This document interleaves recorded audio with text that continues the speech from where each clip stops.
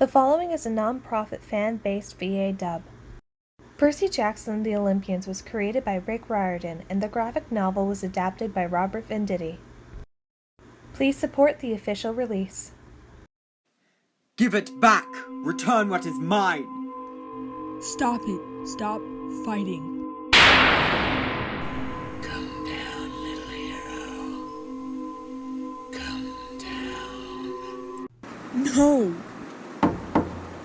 Grover, I could make a joke the last time you knocked on my door, but heck, I'm just glad to see you. Come on in, and I'll show you my new digs. It's big, alright, and empty. I never thought I'd say it, but I actually miss the Hermes co-op. Luke still hangs out with me, but the rest of the campers keep their distance. That includes Clarice, though, so it isn't all bad. What's wrong? Don't tell me even my best friend is cutting loose. There's a reason everyone is keeping their distance. Come with me to the big house. Charon can explain everything. You should never have been born. You really need to work on your delivery? After World War II, the three sons of Kronos, Zeus, Poseidon, and Hades, made a pact never to sire any more half-bloods. Their offspring were affecting the course of human events too much. You see, the war had been the result of a spat between the sons of Zeus and Poseidon on one side, and the sons of Hades on the other. So the brothers swore an oath on the river Styx, and the pact was upheld, until 17 years ago. Zeus fell off the wagon, as it were, and had a daughter with an American TV starlet. The child's name was Talia, and she was 12 when Hades learned of her. Furious, he loosed his worst monsters to destroy her. A satyr was dispatched to bring her safely to camp. They, and two other half-bloods they met along the way, nearly made it. Wounded and weary of the chase, Thalia made her final stand just outside the valley, sacrificing herself so that her companions could make it to safety. As she perished, Zeus took pity on her and transformed her into a pine tree. Her spirit protects the camp's borders to this day. That was the last time a child of the brothers was determined. Until you. That's not fair. It wasn't the girl's fault that her dad couldn't keep his word. A truth you may well learn firsthand. Zeus and Poseidon are fighting now, aren't they? Over something that was stolen. Something valuable. I had a dream. I knew it! Hush, satyr. But it's his quest. It must be! Your father and Zeus are having their worst quarrel in centuries, Percy. But it can be said the item that was stolen is invaluable. A lightning bolt, to be exact. Not just any bolt, but the weapon that sheared the top off of Mount Etna and hurled Kronos from his throne. The bolt from which all other bolts are fashioned. Zeus's master bolt. The symbol of his power. And you are the thief. But... At least, that is what Zeus claims. And perhaps not without cause. Poseidon has tried to unseat his brother before. But a god cannot usurp another god's symbol of power directly. That is forbidden by the most ancient of divine laws. A half-blood, however, would be bound by no such edicts. And now here you are. Thievery is not Poseidon's style, but he is too proud to try convincing Zeus of that. They've set the summer solstice, 10 days from now, as the deadline. If the matter is not resolved by then, there will be war. Olympians will be forced to choose sides. There will be chaos, destruction, and Western civilization will be the battleground. And you're telling me all this because... If Poseidon didn't steal the bolt, and I don't believe he did, then what better peace offering than to have his son retrieve it? You want me to find the stupid thing? Where should I look first? Under my pillow? I may have an inkling, part of a prophecy I had long ago. Some of the lines make sense to me now, but before I say more, you must seek the counsel of the oracle. Go upstairs to the attic. When you come back down, will resume, assuming you're still sane. Ah! I am the spirit of Delphi, speaker of prophecies of fearless slayer of mighty Python, approach seeker, and ask.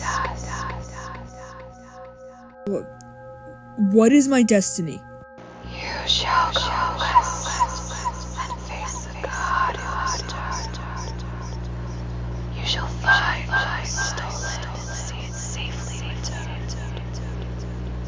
You shall be betrayed by one who calls you friend, and you shall fail to say what matters most in the end. Wait, don't go. What friend? What will I fail to save?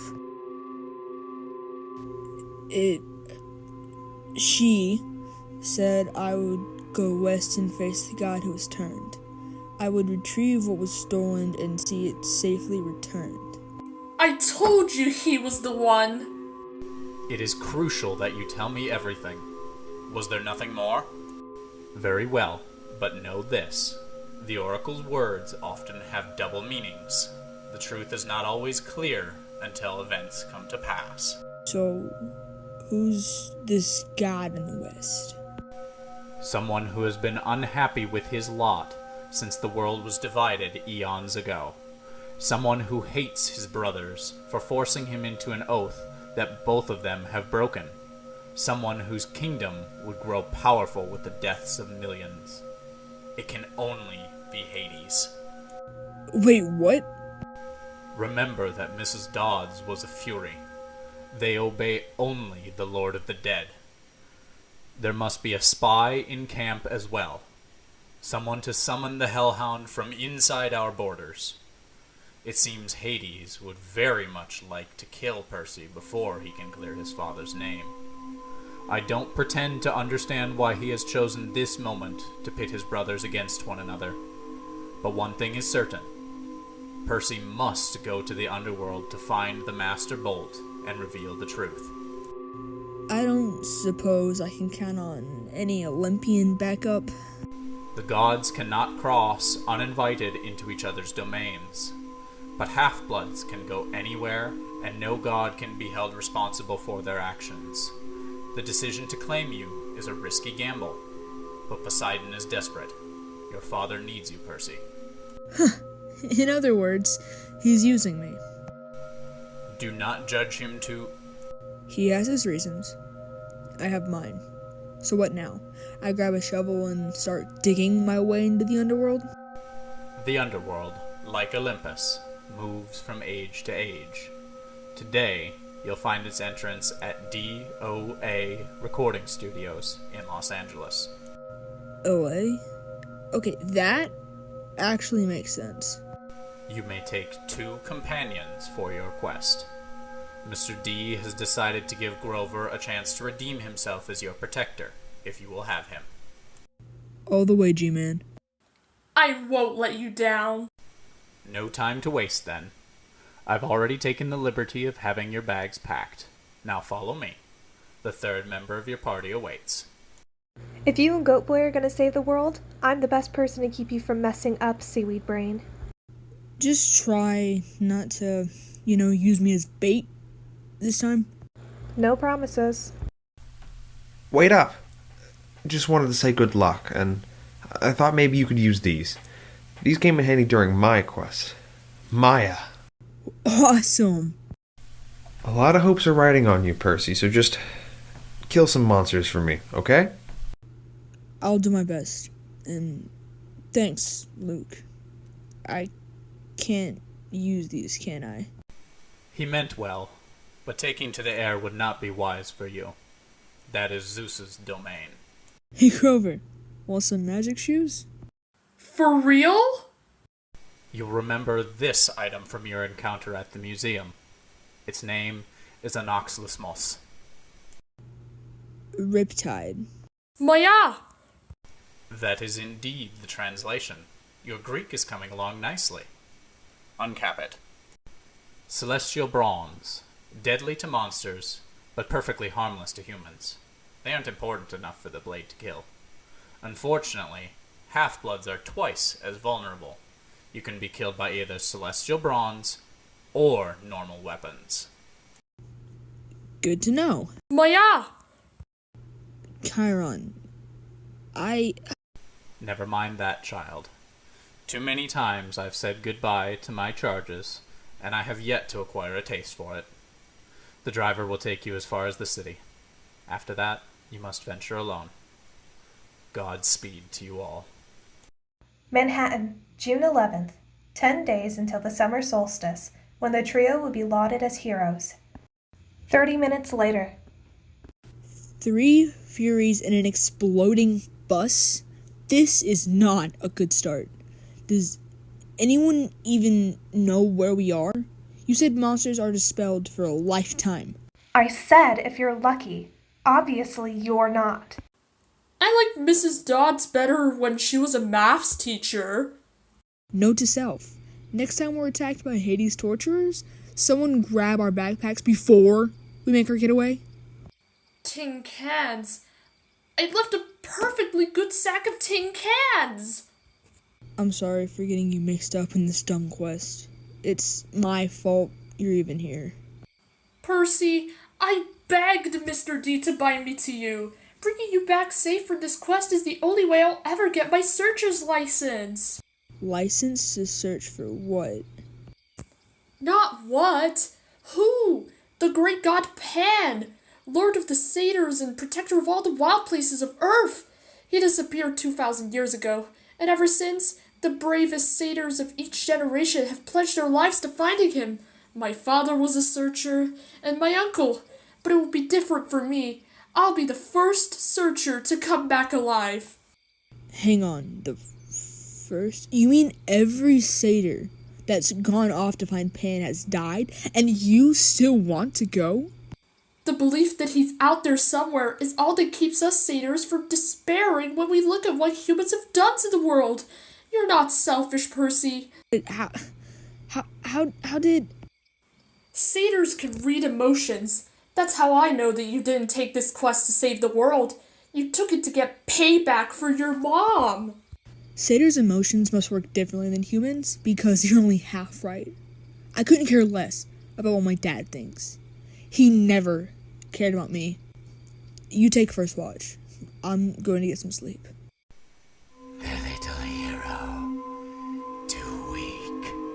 Too young. But perhaps you will do. They have misled you, boy. Barter with me. I will give you what you want. Help me rise, little hero. Bring me the bolt. Strike a blow against the treacherous gods. Wake up. We're on a quest, not spring break. While you were zonked out, Grover found us a way west. Midtown, you say? Grover, are you, talking to that thing? He's not a thing. His name is Gladiola, and I am half animal. Well, yeah, but it's the bottom half. You're hopeless. Gladiola ran away from a rich local family, but he's willing to let us return him so we can collect the reward. We'll use the money to buy our tickets to LA. Simple. Not another bus. Nope.